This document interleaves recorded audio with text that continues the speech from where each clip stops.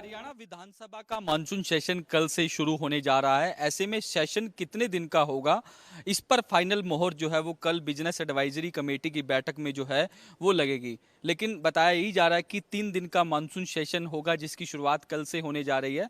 ऐसे में विपक्ष की ओर से भी सत्ता पक्ष को घेरने की तमाम तैयारियां जो है वो कर ली गई है। लॉ एंड ऑर्डर को लेकर विपक्ष जो है वो सरकार को घेरने का काम कर सकता है। इसके अलावा जिस तरीके से लगातार जो राशन कार्ड काटे जा रहे हैं, उसको लेकर भी कांग्रेस के विधायक जो हैं वो सत्ता पक्ष को घेरते हुए नजर आएंगे। तमाम सवाल जो हैं वो कांग्रेस विधायकों की ओर से लगाए गए हैं, जिस पर जो है तमाम जो सवाल है वो भी विपक्ष की ओर से सत्ता पक्ष से पूछे जाएंगे। ऐसे में सत्ता पक्ष की जो है उन्होंने भी तैयारी जो है वो विपक्ष के सवालों के जवाब के देने के लिए कर ली गई है।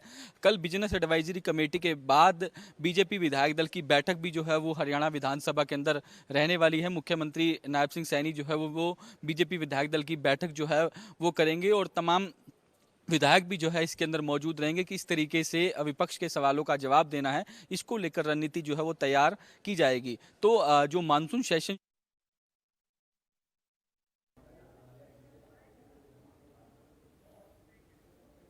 और सीधे चंडीगढ़ का रुख कर लेते हैं। साहिल मेरे साथ, मेरे सहयोगी जुड़ गए हैं जानकारी के साथ। साहिल, कल से मानसून सत्र की शुरुआत होनी है, किस तरह की तैयारी सत्ता पक्ष और विपक्ष की ओर से अपडेट करें। बिल्कुल आयुष, कल से हरियाणा विधानसभा का मॉनसून सेशन शुरू हो रहा है।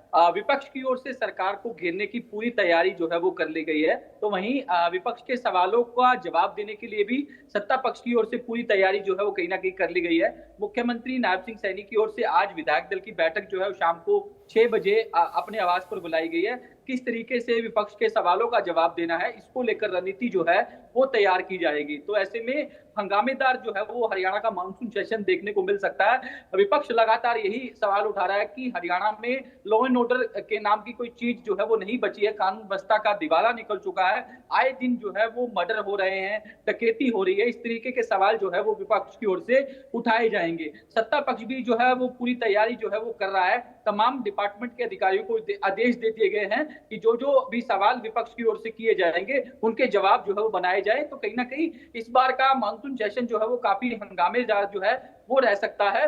तो देखने वाली बात ये होगी कि किस तरीके से सत्ता पक्ष जो है वो विपक्ष के सवालों को डिफेंड करता है। तो वहीं दूसरी ओर अब ये भी सवाल उठने लगे हैं कि तीसरा सेशन जो है वो आने वाला है, लेकिन विपक्ष जो है वो अपना नेता प्रतिपक्ष नहीं चुन पाए। तो ऐसे में इस बार भी कांग्रेस जो है वो बिना नेता प्रतिपक्ष के मुद्दे जो है वो उठाते हुए दिखाई देंगे, क्योंकि जब नेता प्रतिपक्ष होता है तो मजबूती से विपक्ष जो है वो अपना पक्ष रखता है। लेकिन इस बार भी नेता प्रतिपक्ष अभी तक कांग्रेस जो है वो नहीं चुन पाई, क्योंकि कयास यही लगाए जा रहे थे कि मानसून सेशन से पहले कांग्रेस जो है वो अपना नेता प्रतिपक्ष चुन सकती है, लेकिन इस बार भी कांग्रेस जो है वो अपना तो नेता साहिल, क्या प्रतिपक्ष अभी नहीं किसी चुन तरह की पाई। कोई चर्चा है कि कुछ इस तरह की जानकारियां आ रही थी कि शायद ये हो सकता है कि सेशन से पहले पहले नेता प्रतिपक्ष का नाम घोषित कर दिया जाए, क्योंकि जिलाध्यक्षों के नाम तो आ गए, अब पेच कहां पर फंसा हुआ है? या कोई चर्चा है अंदर खाने की नेता प्रतिपक्ष मिल सकता है सेशन में, या मान के चलें कि पूरा सेशन बिना नेता प्रतिपक्ष के जाएगा?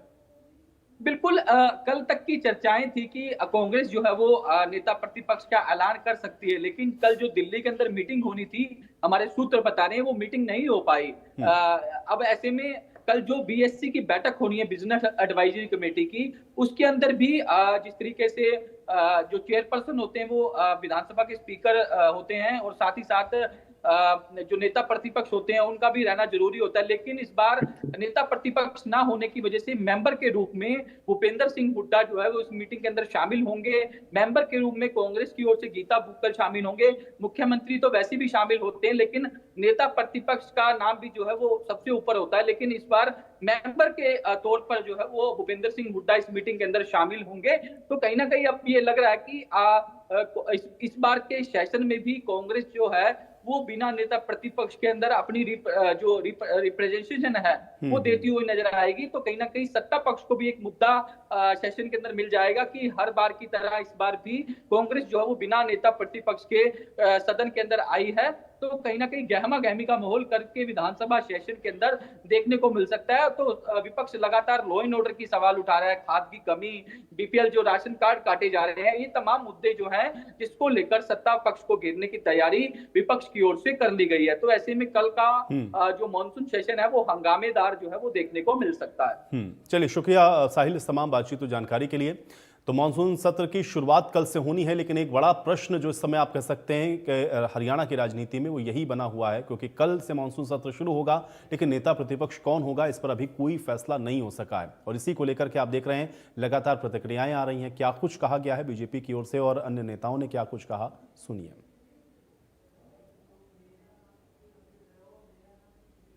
मानना है कि जिस प्रकार से भारतीय जनता पार्टी तीसरी बार से सरकार बनाकर, चाहे वो केंद्र में हो चाहे वो हरियाणा में, एक रिकॉर्ड कायम कर रही है, कि कांग्रेस के मन में भी आ रहा है कि मुझे रिकॉर्ड कायम करना चाहिए। तो कांग्रेस ने तीसरी बार ये रिकॉर्ड कायम किया कि हम बिना विपक्ष के नेता की सेशन चलाएंगे। तो एक होड़ सी लग गई है। अगर बीजेपी अगर सरकार तीसरी बनाकर करेगी तो हम बिना विपक्ष के नेता के तीसरा सेशन भी चलाएंगे। एक होड़ है।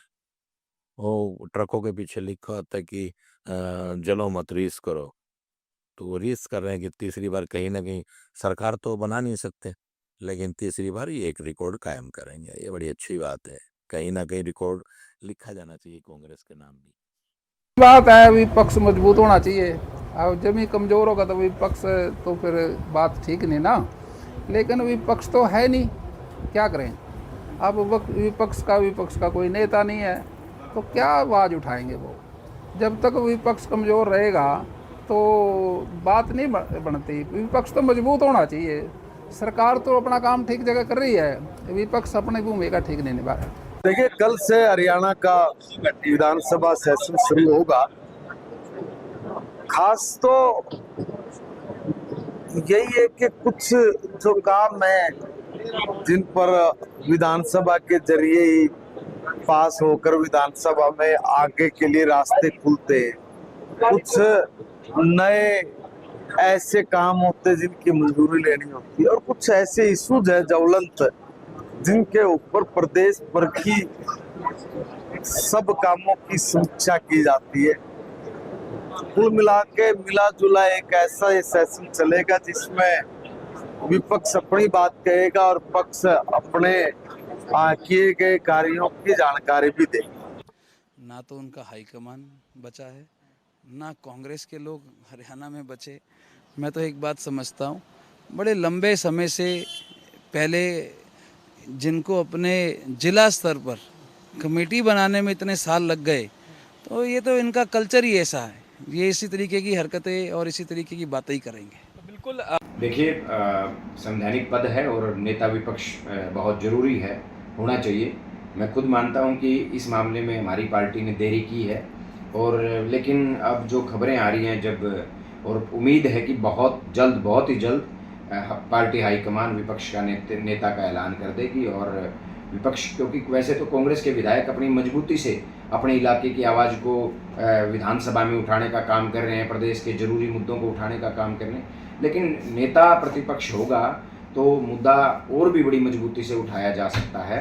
और ज़रूरी है कि कांग्रेस हाईकमान से हमारी ये मांग भी है कि जल्द से जल्द नेता विपक्ष का ऐलान करें।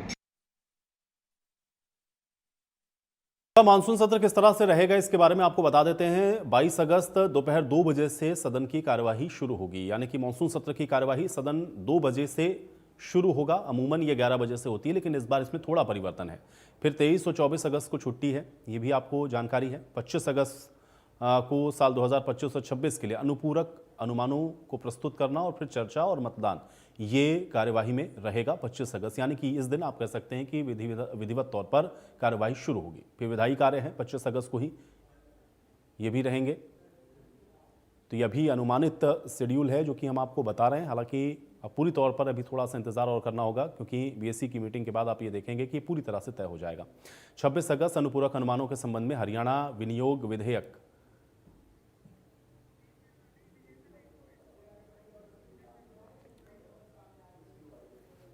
तो मानसून सत्र का ये अनुमानित शेड्यूल मैंने आपको बताया, लेकिन इसके बीच में जो सबसे महत्वपूर्ण प्रश्न है वो यही है, क्योंकि विपक्ष ने तैयारी पूरी की है। इस बार सत्ता पक्ष को बहुत सारे सवालों का जो सामना है वो भी करना पड़ेगा और अमूमन हर बार विपक्ष इसी तरह की तैयारियों के साथ रहता है। लेकिन एक प्रश्न जो कि विपक्ष के लिए भी है वो ये है कि अभी भी विपक्ष का नेता कौन होगा, ये संशय बरकरार है। और क्या इस बार का भी ये जो मानसून सत्र है वो बिना नेता प्रतिपक्ष के रहेगा, इसी पर चर्चा करते हैं। सभी मेहमान हमारे साथ, पहले उनका परिचय करवा देते हैं। डॉक्टर पंकज बेनीवाल जी हमारे साथ हैं, भारतीय जनता पार्टी के प्रवक्ता हैं। पंकज बेनीवाल जी बहुत स्वागत है आपका। वेद प्रकाश विद्रोही जी हमारे साथ हैं, कांग्रेस पार्टी के प्रवक्ता हैं। वेद प्रकाश विद्रोही जी आपका स्वागत है। और विजेंद्र रेड्डू जी हमारे साथ हैं, इंडियन नेशनल लोकदल के प्रवक्ता हैं। विजेंद्र रेड्डू जी आपका भी स्वागत है। बेनीवाल जी आपसे शुरुआत करूंगा, चूंकि अब मानसून सत्र का आगाज कल से होना है और इसको लेकर के सभी तरह की जो तैयारियां हैं वो पूरी कर ली गई हैं। विपक्ष भी कह रहा है कि तैयार है और बहुत सारे ऐसे मुद्दे हैं जो इसको लेकर के वो इस बार अब आप लोग को घेरने वाला है। तैयारी उनकी पूरी है। हाँ, एक प्रश्न जो है नेता प्रतिपक्ष का, उस पर आप लोग लगातार तंज कस रहे हैं। क्या तैयारी है इस बार के इस मानसून सत्र को लेकर के और विपक्ष जो सवाल उठाने वाला है उसके जवाब को लेकर? बेनीवाल जी। नमस्कार आयुष जी, सभी साथियों को नमस्कार, सभी दर्शकों को। देखिए, भारतीय जनता पार्टी की पूरी तैयारियां हैं मानसून सत्र को लेकर के भी, जो अभी तक हमने कार्य किए हैं और जो आगे के और कार्य होने वाले हैं उन सबके बारे में। और कल बीएसी की एक इंपॉर्टेंट बैठक होने वाली है जो कि सत्र से पहले हमेशा ही होती है, वो एक विधि विधान है। उसी तरीके से बीएसी की बैठक के बाद जितनी भी चीजें होंगी वो सब हम सबके सामने होंगी। तो भारतीय जनता पार्टी, खुद नायब सिंह सैनी जी अपने नेतृत्व में हर चीजों को विस्तार से देख रहे हैं। हर चाहे मुद्दा कोई भी हो, मुद्दा एक ही है कि हरियाणा की जनता का भला होना चाहिए, जो किसान हो, युवा हो, महिला हो, बुजुर्ग हो, कोई भी हो, किसी को भी किसी भी चीज की परेशानी ना हो। इस चीज पर अंत्योदय की भावना से हर एक पंक्ति में अंतिम खड़े हुए व्यक्ति तक हरियाणा सरकार की या केंद्र सरकार की जो भी योजनाएं हैं, जन कल्याणकारी नीतियां हैं, वो अंतिम व्यक्ति तक पहुंचे, ये हमारी प्राथमिकता रहती है। तो हम तो अपने हर काम में सुचारू रूप से, जब से सरकार बनी है, तीसरी बार हरियाणा की जनता ने जो आशीर्वाद दिया है लगातार, वो उस पे हम खरा उतरे हैं। इसलिए हरियाणा की जनता ने लगातार हमें तीसरी बार लगातार मौका दिया और हम अपना काम बखूबी तरीके से, बेहतरीन तरीके से करते जा रहे हैं, जो कि हरियाणा की जनता को भा भी रहा है। और हम अपनी जन कल्याणकारी नीतियों को बैठकों के माध्यम से जनता के बीच जाकर के भी वो सारी नीतियां भी बता पा रहे हैं जनता तक, और जनता बहुत खुश है, लबरेज है कि भाई एक सरकार ऐसी है जो लगातार तीसरी बार सत्ता में आई, जिसको हमने अपने राज्य की चाबी सौंपी कि आपको आगे चलाना है। और जो विकसित भारत की परिकल्पना मोदी जी ने देखी है कि 2047 तक हम भारत को विकसित बनाएंगे, उसी राह पर हरियाणा भी चल रहा है कि हरियाणा भी उस विकसित भारत का एक अभिन्न अंग बन के निकले। और जल्दी से जल्दी जो मोदी जी की परिकल्पना है या नायब सिंह सैनी जी की परिकल्पना है कि हम अपने हरियाणा को भी विकसित बनाएं, उसकी तरफ कदम लगातार बढ़ते जा रहे हैं और हम उस मुकाम पर बहुत जल्दी पहुंचेंगे। और विपक्ष की अगर हम बात करें तो विपक्ष जो है बिल्कुल पूरी तरीके से बिखरा हुआ है। उनमें कोई एकजुटता नहीं है, कोई उनके पास मुद्दे नहीं है। हाँ, जो अभी हमारे चार साथी जो भारतीय जनता पार्टी के अपने वीडियो क्लिपों के माध्यम से सुनाए, उन सभी ने बिल्कुल एक बात कही कि विपक्ष का मजबूत होना जरूरी है। वो क्यों होना जरूरी है? क्योंकि भारतीय जनता पार्टी या कोई भी सत्ताधारी दल अपना काम बखूबी तरीके से करता रहता है। अगर कहीं पे कोई कमी छूट जाती है, कोई त्रुटियां रह जाती हैं या कोई किसी चीज की और सलाह मशवरा की बात हो, तो वहां पर नेता प्रतिपक्ष हो और विपक्ष एकजुट हो, तो वहां पर उन सारे सामंजस्यों की भी चीजें मिल सकती हैं कि भाई विपक्ष के ये कुछ नए मुद्दे आए हैं, इन पर भी सरकार को और विचार गहन तरीके से करना चाहिए। लेकिन विपक्ष बिल्कुल बिखरा हुआ है। जब राहुल गांधी जी ने ये संगठन सर्जन का कार्यक्रम चालू किया था हरियाणा में कि संगठन बनाएंगे, क्योंकि 11 वर्षों के बाद बना रहे थे, तो बहुत सारी दिक्कतें सबके सामने आई कि सिर्फ संगठन को बनाने के लिए। जब आप जैसे सारे पत्रकार साथियों ने उनसे पूछा कि भाई नेता विपक्ष कब बनाएंगे आप, तो उन्होंने कहा कि बहरहाल ये अभी इंपॉर्टेंट मुद्दा नहीं है, इसको हम बाद में देखेंगे, पहले हम अपने संगठन पर चर्चा करेंगे, संगठन बनाएंगे। तो उनकी प्राथमिकता कांग्रेस या विपक्ष का जो भी नाम ले, उसमें प्राथमिकता पर नहीं है नेता विपक्ष या एलओपी, जो बार बार अलग अलग तरीके से नाम लिए जाते हैं। तो नेता, चलिए आप ये कह रहे हैं कि प्राथमिकता नहीं और इसलिए इस पर ये जो डिले है वो दिख रहा है। ठीक है विद्रोही जी, भाई 2 सेशन तो इसके पहले हम लोगों ने देखा निकल ही गए और अभी भी नेता प्रतिपक्ष तो लग नहीं रहा कि इस सेशन में भी मिलने वाला है। इसके बावजूद भी आप लोग कह रहे हैं तैयार हैं, मुद्दे भी हैं, सरकार को घेरेंगे भी सदन के अंदर। कैसे होगा ये सब? आयुष जी, आपको और सभी साथियों को नमस्कार। आपने पुराने 2 सेशन भी कवर किए हैं। एक दिन का एक सेशन था और एक बजट सेशन था। अगर बजट सेशन में विपक्ष कहीं कमजोर था तो आप बता दें, आपके पास सारी क्लिप मौजूद है। अगर सरकार को हर मुद्दे पर हमने बैक फुट पर नहीं लाया, मजबूर होकर अपनी बातें नहीं मनवाई, तो आप अपना रिकॉर्ड देख लें, भाजपा क्या दावे करती है, वो तो बड़ बोले लोग हैं। और मैं तो आदरणीय स्पीकर साहब से अनुरोध करूंगा कि भाजपा के विधायकों और मंत्रियों को लगता है मोतियाबिंद हो गया है, कहीं वो अंधे ना हो जाएं, उनका पीजीआई चंडीगढ़ में जांच करवाएं कि उनको 37 विधायक दिख नहीं रहे, कह रहे विपक्ष कहां है। 37 विधायकों की मौजूदगी के बाद अगर कोई दल, सत्ताधारी दल जिसके केवल 48 विधायक हैं, वो ये दावा करे कि विपक्ष नहीं है, विपक्ष कमजोर है, विपक्ष एकजुट नहीं है, तो आप उस पर हंस सकते हैं, आप उनका सत्ता अहंकार दिखा सकते हैं।